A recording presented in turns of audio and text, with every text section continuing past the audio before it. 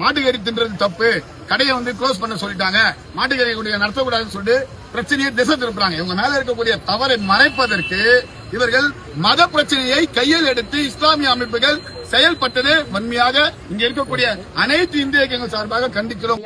சென்னை திருவெற்றியூர்ல நடந்த ஒரு இஷ்யூ தான். அதாவது எந்த அளவுக்கு பொய் தகவல்கள் பரப்ப முடியுமோ அந்த அளவுக்கு தகவல்கள் பரவிக்கிட்டு இருக்கு.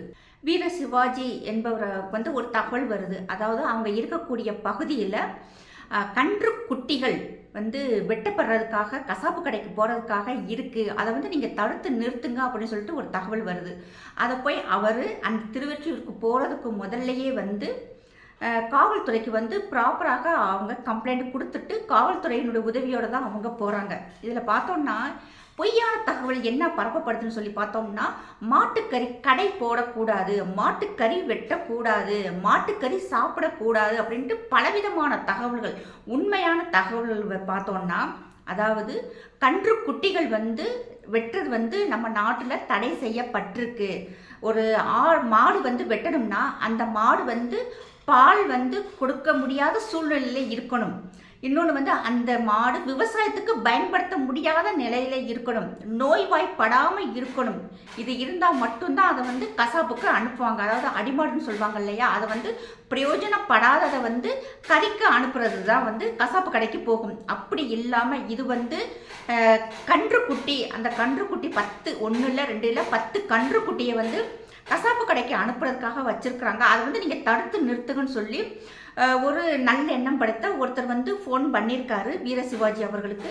அவர் போய் அந்த இடத்துல பார்க்கும்போது வித்தின் செகண்டில் நிறைய இஸ்லாமிய இளைஞர்கள் இஸ்லாமியர்கள் ஒன்று சேர்ந்துடுறாங்க. சேர்ந்து இவர் கிட்டத்தட்ட இவங்க 3 பேர் தான் போயிருக்காங்க அந்த ஹிந்து அமைப்புல இருந்து. இவங்க 3 பேர்ட்டையுமே அமற்றாங்க. அந்த அளவுக்கு தேவையில்லை. ஏன்னா கூட காவல்துறையினர் வந்திருக்காங்க, காவல்துறையினர் பார்த்துக்கலாம். அதை விட்டு போட்டு எவன் ஃபோன் பண்ணானோ அவனுடைய ஃபோன் நம்பரை கொடு, அவன் யாருன்னு சொல்லுன்னு சொல்லி மிரட்டுறாங்க. இன்னொன்று இவர் அடிச்சு ஓட விட்ட மாதிரி ஒரு சிலர் சொல்றாங்க. அவரே ஒரு வீடியோ காணொளி ஒன்று வெளியிட்டிருக்காரு. நான் அங்கே போனது கன்றுக்குட்டிகளை காப்பாற்றதான், எல்லாருமா சேர்ந்து நம்ம நிறைய வீடியோ பார்த்துட்டோம். காவல்துறையினரே அந்த நிலைமையை சரி செய்யணும், அந்த நிலைமையை புரிஞ்சுக்கிட்டு இந்த 3 சகோதரர்கள் நீங்கள் பைக்கில் போங்கன்னு சொல்லிட்டு பைக்கில் அனுப்பிச்சி விட்டுட்டாங்க. இல்லை அப்படின்னு சொல்லியிருந்தா அந்த அந்த மிச்சம் இருக்க அந்த கூட்டத்தில் இருக்க அத்தனை பேருமே அந்த அளவுக்கு கொந்தளிக்கிறாங்க. இந்த அளவுக்கு கொந்தளிக்க வேண்டிய அவசியமே இல்லை. இந்தியாவில் பசுவதை சட்டம்னே ஒரு சட்டம் இருக்குது. யாருமே இங்கே அத்தனை பேருமே இங்கே இருக்கும் சட்டத்தை மதித்து வாழ வேண்டிய மக்கள் தான் இங்கே இருக்கணும். அப்படி இல்லைன்னு சொன்னால் மற்ற பின்விளைவுகள் வேற மாதிரி இருக்கும். இன்னொன்று பார்த்தோம்னா நம்மளாம் இந்த சட்டத்தை மதித்து நடக்கணும்னு சொல்லி தான் நம்மளுடைய இந்திய அரசியலமைப்பு சட்டமே சொல்லுது. இப்போ அந்த கன்றுக்குட்டிகளை காலையில் போனால் அது கசாப்பு கடைக்கு போயிடணும், அதை பாதுகாக்கணுங்கிற நோக்கத்தில் தான் போகிறாங்க. ஆனால் இப்போ இங்கே தகவல்கள் என்ன பரவுதுன்னு தெரியுமா? நேற்று ஒரு பெண்மணி வீடியோ போடுறாங்க. அவங்கள பேச விடுறாங்க. அது எப்படின்னு சொல்லி பார்த்தோம்னா, நாங்கள் ஆட்டுக்கறி தும்போம், மாட்டுக்கறி தும்போம், கோழிக்கறி தும்போம், அதை கேட்க நீ யாரு அப்படின்னு சொல்கிறாங்க. நீங்கள் ஆட்டுக்கறி தின்னுங்க, மாட்டுக்கறி தின்னுங்க, கோழிக்கறி தின்னுங்க, பன்னிக்கறி தின்னுங்க, பாம்பு கறி கூட தின்னுங்க, பள்ளி கறி கூட தின்னுங்க. இது யாரும் நீங்கள் இதைத்தான் திங்கன்னு சொல்லிட்டு யாருமே சொல்லலை. அவங்க சொல்கிறது கன்றுக்குட்டிகளை வெட்டக்கூடாது, பசுக்களை வெட்டக்கூடாதுன்னு மட்டும்தான் சொல்கிறாங்க. இதில் நிறைய பேர் பார்த்தோம்னா இதில் எனக்கு இன்னொரு ஆச்சரியமான விஷயம், கிட்டத்தட்ட 89% இருக்கக்கூடிய இந்துக்கள் உண்டான மாநிலத்தில் ஒரு புர்கா போட்ட பெண்ணையும் ஒரு தொப்பி வச்ச ஆளையும் உங்களுக்கு சாதகமாக நிப்பாட்டி பேச வைக்க உங்களால் முடியல பாருங்களேன். ஆனால் இந்த ஒரு விஷயம் சரியாக புரியலை யாருக்குமே. இந்த இஸ்லாமிய சமூகத்திலையுமே மற்ற இந்துக்களுக்குமே என்ன விஷயம் சரியாக புரியாமலேயும் சோஷியல் மீடியாவிலையும் பேசிட்டு வர்றாங்க. அதுக்கு பின்னாடி 4-5 இஸ்லாமிய சகோதரர்கள் நிற்கிறாங்க, நிறைய இஸ்லாமியர்கள் நிற்கிறாங்க. இது எனக்கு ஒன்றுமே புரியலை. எப்படி இது உண்மையான தகவல் என்ன? அங்கே கசாப்பு கடைக்கு கன்றுக்குட்டிகள் போகக்கூடாது, அது ஒரு விஷயம்தான். அதுக்கு இத்தனை பேர் வித்தின் செகண்டில் எப்படி சேர்ந்தாங்க அப்படின்னு சொல்லிட்டு எல்லாருமே கேட்குறாங்க. இப்போ நேற்று அந்த சகோதரி பேசுறதுக்கு நான் வர்றேன். இப்போ நீங்கள் என்ன வேண்டாலும் தின்னுங்க, உண்மையான ரீசன் என்ன? நீங்கள் திங்கிறத பற்றி இங்கே யாரும் எந்த குறையும் சொல்லலை, என்னத்தை விட திண்டு தொலைங்க. ஆனால் இங்கே பசுக்களையோ கன்றுக்குட்டியோ வெட்டக்கூடாதுன்னு தான் இருக்குது. இதில் இன்னொன்று பார்த்தோம்னா எல்லாரும் சோஷியல் மீடியாவில் இங்கே இந்தியாவில் ஏற்றுமதி செய்யக்கூடிய கறி இருக்கு இல்லையா, மீட், அது எல்லாமே ஹிந்துக்கள் தான் நடத்துகிறாங்க அப்படின்னு சொல்கிறாங்க. இது வந்து மிகப்பெரிய குற்றச்சாட்டு. அதில் வந்து ஜெயின் கம்யூனிட்டி இருக்காங்க, இல்லைன்னு சொல்லலை. ஜெயின் கம்யூனிட்டியே வந்து கறிகளை ஏற்றுமதி செய்கிறாங்க. இது ஹிந்துக்கள் நிறைய பேர் ஏற்றுமதி பண்ணுறாங்க, இல்லைன்னு சொல்லலாம். ஆனால் மெஜாரிட்டியான கம்பெனிஸ் வந்து வெளிநாடுகளுக்கு கறி ஏற்றுமதி செய்கிறது எல்லாமே இஸ்லாமியர்கள் தான். அதுதான் உண்மை. இங்கே வந்து அந்த அல் கபீர் அப்படிங்கிற ஒரு கம்பெனியை மட்டும்தான் சொல்லுவாங்க. இப்போ இதில் முக்கியமாக பார்த்தோம்னா அந்த அல் கபீர் வந்து கிட்டத்தட்ட 50% ஷேர் வந்து இஸ்லாமியர், 50% தான் வந்து ஹிந்துஸ். இப்போ அதுலேயுமே பார்த்தோம்னா இப்போ 75% வந்து இந்த அல் கபீர்ங்கிற கம்பெனி வந்து வாங்கியிருக்காங்க. அதனுடைய ஓனர் யாரும் அப்படின்னு சொல்லி பார்த்தோம்னா குலாமுதீன் ஷேக் ஃபேமிலி தான் வந்து இதை ஃபுல்லாகவே வந்து அவங்களுடைய கண்ட்ரோலில் தான் வச்சுருக்காங்க. அதனுடைய ஓனர் பார்த்தோம்னா குலாமுதீன் ஷேக், அஷ்ரஃப் ஷேக், அர்ஷத் ஷேக், குலாமுதீன், இன்னொன்று அர்ஷத், இவங்க தான் வந்து பிரதர்ஸ். இன்னொன்று வந்து அஷ்ரஃப் சித்திகி குறைஷிங்கிறது அவங்களுடைய ஃபேமிலி நேம், அவங்க குடும்பத்தில் பின்னாடி வர்ற அந்த சர்நேம். இவங்க தான் வந்து அந்த அல் கபீர் அப்படிங்கிற கம்பெனியினுடைய ஓனர்ஸு. அது மட்டும் இல்லாமல் இந்தியாவில் இருக்க டாப் 10 கம்பெனிஸ் இருக்கு இல்லையா, இந்த கறி, அதாவது இதில் பார்த்தோன்னா இன்னொன்று எல்லாருமே வந்து பசு மாடுன்னு நினச்சிக்கிட்டு இருக்காங்க. ஆக்சுவலாக பார்த்தோம்னா வெளிநாடுகளுக்கு ஏற்றுமதி செய்யக்கூடிய இந்த கறி பார்த்தோம்னா பஃபல்லோ எரும மாடு இருக்கு இல்லையா, அந்த எரும மாடு, அதுவும் கறிக்காகவே வளர்க்கக்கூடிய எரும மாட்டினுடைய கறியைத்தான் வந்து வெளிநாடுகளுக்கு ஏற்றுமதி பண்ணுறாங்க. அது வந்து பசு இல்லை, நல்லா நான் சொல்கிறேன் 100% அது வந்து பசுவினுடைய மீட் இல்லை, அது வந்து எரும மாடு. அந்த எரும மாடுமே வந்து சாப்பிடக்கூடிய, அதாவது கறிக்காகவே வந்து வளர்க்கக்கூடிய கறிகளைத்தான் வந்து வெளிநாடுகளுக்கு ஏற்றுமதி பண்ணுறாங்க. எல்லாரும் இங்கே என்ன நினச்சிக்கிட்டு இருக்காங்கன்னா இங்கே வந்து பசுக்களை வெட்டி வெளிநாட்டுக்கு அனுப்புறதாக நினைக்கிறாங்க. ஆனால் அதில் போடும்போது மீட் அப்படின்னு தான் போடுறாங்க.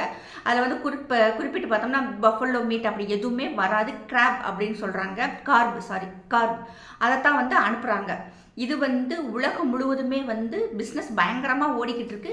இதில் பார்த்தோம்னா டாப் 10 கம்பெனிஸ் இருக்கு இல்லையா, இந்த மாட்டுக்கறி ஏற்றுமதி செய்யக்கூடிய கம்பெனியினுடைய பேர்கள்லாம் பார்க்கல. எம்கே ஓவர்சீஸ் பிரைவேட் லிமிடெட், இதனுடைய தலைமையகம் பார்த்தோம்னா டெல்லியில் இருக்குது. இதனுடைய ஓனர்ஸ் யாருன்னு பார்த்தோம்னா ஷத் ரஹ்மான், ஷஹீத் மொஹ்சின் அக்தார், ஷஹீத் அகமது, மொஹ்சின் கமீல், இன்னொன்று பார்த்தோம்னா சௌத்ரி ஹமீல் குறைசி, அக்தார் குறைசி. இவங்க தான் வந்து 100% இதனுடைய ஓனர்கள். அத்தனை ஷேருமே வந்து இவங்களுடைய கண்ட்ரோலில் தான் இருக்குது. இவங்க ஒரு இஸ்லாமிய குடும்பம் தான். இவங்களுடைய ஏற்றுமதி தான் இந்தியாவிலே வந்து இந்த டாப் 1ல் இருக்குது. அடுத்து பார்த்தோம்னா மிர்ஹா எக்ஸ்போர்ட் பிரைவேட் லிமிடெட், அதுக்கடுத்து Al Ahmed food product private limited Uttar Pradesh. இவங்கெல்லாம் பார்த்தீங்கன்னா இஸ்லாமிய குடும்பங்கள் தான். அதுக்கடுத்து பார்த்தோம்னா HMA agro industries private limited, Allana sons private limited. இதில் அடுத்து பார்த்தோம்னா fair export India private limited. அதுக்கடுத்து பார்த்தோம்னா Al Amar frozen foods exports. இப்போ அடுத்து வர்றது இந்த அல் கபீரில் தான் வந்து 50% ஹிந்துஸ், 50% முஸ்லீம்ஸ் இருக்காங்க. ஆனால் அந்த முஸ்லீம் பேரை மட்டும் விட்டுட்டு இவங்க எல்லாரும் பார்த்தீங்கன்னா இந்துக்கள் தான் வந்து கறிகளை வந்து ஏற்றுமதி பண்ணிக்கிட்டு இருக்காங்க அப்படின்ட்டு. அதுக்கடுத்து பார்த்தோம்னா அரேபியன் எக்ஸ்போர்ட் பிரைவேட் லிமிடெட், இதில் என்னுடைய ஓனர் பார்த்தோம்னா Sunil Kapoor. MKR Khan frozen food and, இதனுடைய ஓனர் பார்த்தோம்னா மதான் அபோட். இவங்களும் இஸ்லாமியர் தான். கிட்டத்தட்ட டாப் 10ல் இருக்கிற அந்த கறி ஏற்றுமதி செய்யக்கூடிய ஓனர்ஸ் எல்லாமே இஸ்லாமியர்கள் தான். இது எந்தெந்த நாட்டுக்கு போகுதுன்னு சொல்லி பார்த்தோம்னா அவங்களே வந்து அதை சொல்கிறாங்க, போன்லெஸ் பஃபல்லோ மீட் அப்படின்னு சொல்லி தான் கொடுத்துருக்காங்க. இதனுடைய பிரான்ச்சஸ், இதனுடைய வேறு பெயர்கள் வந்து ஷேர் மார்க்கெட்டில் லிஸ்டட், வேறு பெயர்களில் வந்து லிஸ்டட் ஆகிருக்கு. அதில் பார்த்தோம்னா ஜசுபா கார்பரேஷன் ஷேர்ஸ் அதுவே இருக்குது. இது எத்தனை நாடுகளில் ஏற்றுமதி பண்ணுறாங்கன்னு பார்த்தோம்னா Indonesia, Bahrain, Egypt, Georgia, Iran, Iraq, Jordan, Malaysia, Oman, Qatar, Saudi, South Africa, UAE, Vietnam, Yemen. அது மட்டும் இல்லாமல் இன்னும் அடுத்த கம்பெனியோட பேரை பாருங்கள், அல் அஹமத், ஓகே, ஜுபைரா, அல்துவா, 5 ஸ்டார். இது எல்லாமே பார்த்தோம்னா இஸ்லாமிய ஓனர்கள் அடுத்தடுத்து வரும்போது நான் ஒவ்வொரு கம்பெனி பேரையும் சொல்லி அவங்களுடைய ஓனருடைய ஃபோட்டோஸவே நான் போடுறேன்.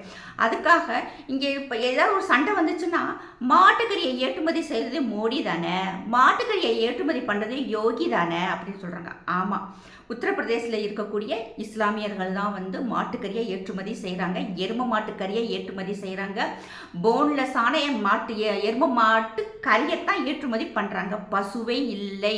நான் இது எல்லாரும் என்ன நினச்சிட்டு இருக்காங்கன்னா, பசுவை இவங்க தாயாக நினைக்கிறாங்க, மறுபடியும் இதவே வெட்டுறாங்க அப்படின்னு சொல்லிட்டு. இதில் பார்த்தோம்னா இங்கே இருக்க இந்துக்களுக்கு சூடு, சொர்ணம், வெக்கம், மானம், உப்பு போட்டு சாப்பிடுங்கன்னு தான் நான் சொல்லுவேன். வித்தின் செகண்டில் அத்தனை இஸ்லாமியர்கள் ஒன்று சேர்ந்துட்டாங்க.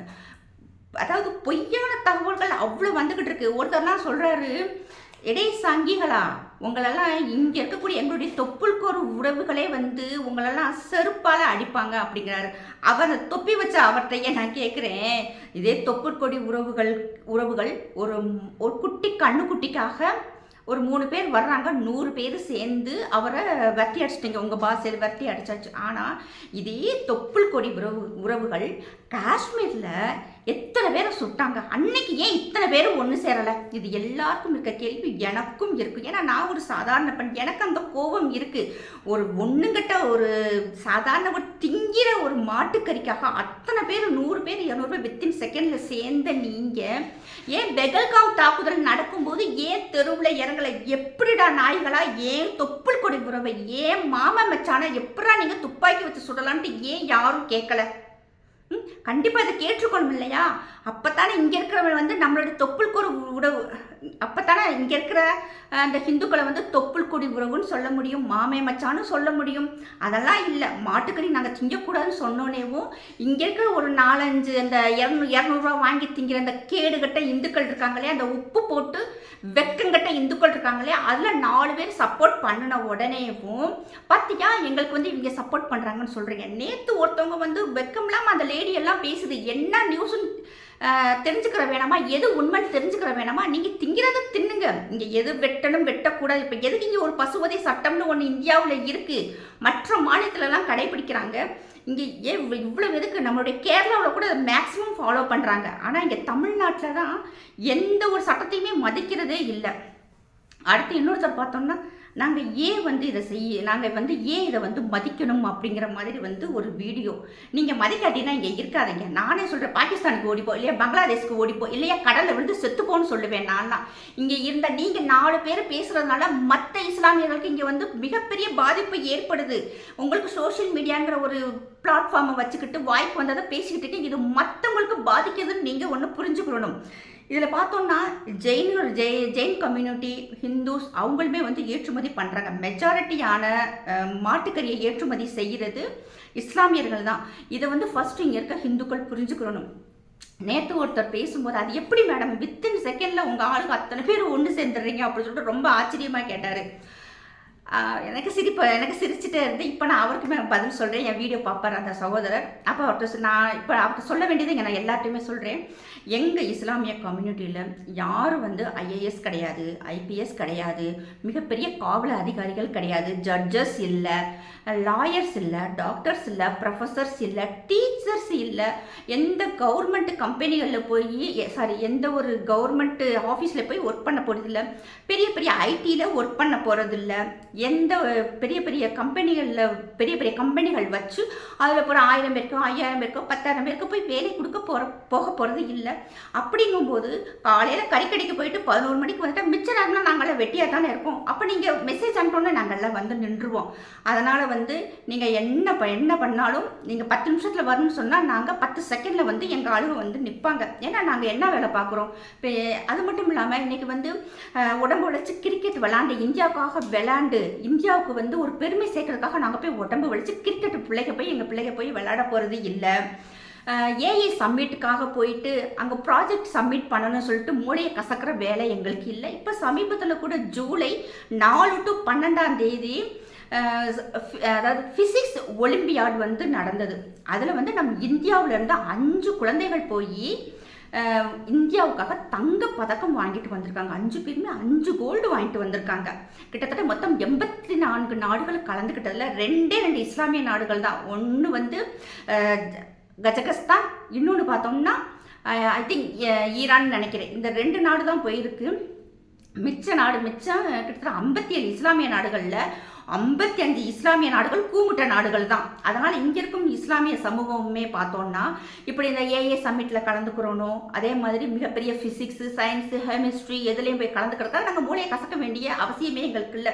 இருக்கவே இருக்குது. எங்களுக்கு எப்பயும் போல செருப்பு கடை இருக்குது, விளக்கமாத்து கடை இருக்குது, இப்போ கிராப் கடை இருக்குது, பஞ்சர் ஓட்டுற கடை இருக்குது. இதில் தான் நாங்கள் வேலை பார்க்க போகிறோம். அதனால் நீங்கள் வித்தின் செகண்டில் நாங்கள் வந்து ஓடி வந்து நின்றுவோம். இந்த மற்ற வேலைகளை பூரா நீங்கள் பிடிச்சிக்கிட்டு இருக்கீங்க இல்லையா, அப்போ உங்களுக்கு வந்து நான் வேலைக்கு போகாட்டி இன்றைக்கி சேலரி போயிடும், இன்னைக்கு வேலைக்கு போகாட்டி அடுத்த மாதம் நமக்கு சேலரி கம்மியாயிருங்கிற கவலை உங்களுக்கு இருக்கிறதுனால நீங்கள் மொத்தமாகவே நீங்கள் நிற்க போகிறதில்ல. ஆனால் எங்களுக்கு அப்படி இல்லை, நாங்கள் போய் நின்றுவோம். இதுதான் வந்து உண்மையான விஷயம். அதனால தான் பார்த்தோம்னா ஏதாவது ஒரு விஷயமா நாங்கள் அத்தனை பேருமே வந்து இங்கே எது நடந்தாலும் கவலை இல்லை. ஆனால் காஜாவில் ஏதாவது நடந்தால் இங்கே ஒன்று சேர்ந்துருவோம். பாலஸ்தீன தீவிரவாதிகளுக்கு ஏதாவது ஒன்றுனா இங்கே ஒன்று சேர்ந்துருவோம். மற்ற ஈரானில், ஈராக்கில், எகிப்தில் ஏதாவது நடந்தால் அவங்களுக்காக இங்கே வந்து பொங்குன்னு பொங்கும். ஆனால் இங்கே இருக்கிற இந்த தொப்புள் கோடி உறவுகள்னு சொல்லிட்டு பொய் சொல்லிக்கிட்டு நாங்கள்லாம் உங்களை ஏமாற்றிக்கிட்டு இருக்கோம். உங்களுக்கெல்லாம் புரியவே மாட்டேங்குது. அந்த தைரியத்தில் தான் ஒருத்தர் இங்கே உட்காந்து வீடியோ போட்டுக்கிட்டு இருக்காரு. ஏன் தொப்புள் கொடி உறவே உன்னை திரும்ப அடிக்கும் அப்படின்னு தைரியமாக எப்படி ஒருத்தர் வீடியோ போட முடியும்? இங்கே இருக்க இந்துக்களுக்கு நான் மறுபடியும் சொல்கிறேன், கேவலமாக பேசுவேன். வெக்கமான சூடு சோறுன்னு எதுவுமே இல்லை. நேற்றெல்லாம் ஒரு நார்த் இந்தியா ஒரு சின்ன பொண்ணு ஒருத்தவங்க வீடியோ போட்டிருக்காங்க. தமிழ்நாட்டில் இருக்க இந்துக்களுக்கு வளையலும் சேலையும் வாங்கி அனுப்புறேன்டா, உடுத்துங்கடா அப்படிங்கிறாங்க. வாங்கி அனுப்ப சொல்லலாம், எனக்கெல்லாம் தவறேனே சொல்ல. வாங்கி உடுத்திக்கங்க, பேசாமல் வீட்டிலேயே உட்காந்துக்கலாம். ஏன்னா அந்த 3 பேரில் அந்த வீர சிவாஜி அவர் மட்டும்தான் அங்கே நின்று தைரியமாக நல்லா பேசுகிறாரு. மற்றவங்க அந்த ஆனால் உண்மையிலே இந்த இடத்துல காவல்துறையை நம்ம ரொம்ப வந்து பாராட்டணும். அந்த சூழ்நிலையை நமக்கு ரொம்ப சிறப்பாக ஹேண்டில் பண்ணாங்க. இல்லாட்டினா வேறு மாதிரி அவர் மேலே கையை வச்சுருந்தா இன்றைக்கி தமிழ்நாட்டில் இருக்கிற மக்களினுடைய வாழ்வாதாரம் மிகப்பெரிய பாதிப்பாக ஆயிருக்கும். ஏன்னா வந்து இங்கிட்ட ஒரு கூட்டமாக தான் இருக்குது. அது என்னன்னே தெரியாமல் இங்கிட்ட ஒரு கூமுட்டை கூட்டம் வந்து வீடியோ போட்டுக்கிட்டு இருக்குது. அதனால் பார்த்தோம்னா காவல்துறை அந்த இடத்துல சிறப்பாக கையாண்டாங்க. அந்த இஸ்லாமியர்கள்லாம் கொஞ்சம் யோசிக்கலாம், அது என்ன விஷயம் சொல்லிட்டு ஒரு 2-3 வீடியோ பார்த்தாலே தெரியும். அதை விட்டு போட்டு வந்த உடனே வீடியோ போட்டு மறுபடியும் அந்த கமெண்ட்டை திட்டு வாங்குறீங்க. எனக்கு அதுதான் ஒரு ஆச்சரியமாக இருக்குது. நான் மேக்ஸிமம் இந்த இஸ்லாமியர் போகிற வீடியோ நான் பார்க்கவே மாட்டேன். எனக்கு இருக்கிற 2-3 ஃப்ரெண்ட்ஸ் எல்லாம் தயவுசெய்து பாருங்கள் மேடம், அவங்க என்ன பேசுகிறாங்கன்னு பாருங்கன்னு. சார் எனக்கு அந்தளவுக்கு முதல்ல எனக்கு பொறுமை இல்லை, அவ்வளோதான். ஏன்னா நான் ஒரு டென்ஷன் ஆயிடுவேன் எனக்கு. அதனால் நான் பார்க்கவே எனக்கு பிடிக்கவே இல்லை. இருந்தாலும் அந்த கமெண்ட்களை பார்த்துட்டு சொல்கிறேன், வீடியோ போடுறதுக்கு முன்னாடி ரொம்ப ஒரு மனுஷனை ஏமாற்ற வேண்டாம். இறைவனுக்கு நம்ம பயந்து நடந்துக்கிறோம். 20 மலக்குகளும் நம்மளை பார்த்துக்கிட்டு இருக்காங்க. நாளைக்கு ஆண்டவன்கிட்ட போய் நம்ம பதில் சொல்லணும். அதனால் முடிஞ்ச அளவுக்கு உண்மைகளை பேசுங்க, அதுதான் நான் சொல்லுவேன். மறுபடியும் இன்னும் எத்தனை பொய்களை வந்து கட்டமைச்சுக்கிட்டு இருக்க போகிறாங்களோ. மிகப்பெரிய ஒரு கலவரத்தை வந்து காவல்துறை தடுத்து நிறுத்தியிருக்காங்க. உண்மையிலே தமிழக காவல்துறைக்கு மிகப்பெரிய நன்றி இந்த இடத்துல நான் சொல்லிக்கிறேன். ஜெய்ஹிந்த், ஜெய் பாரத்.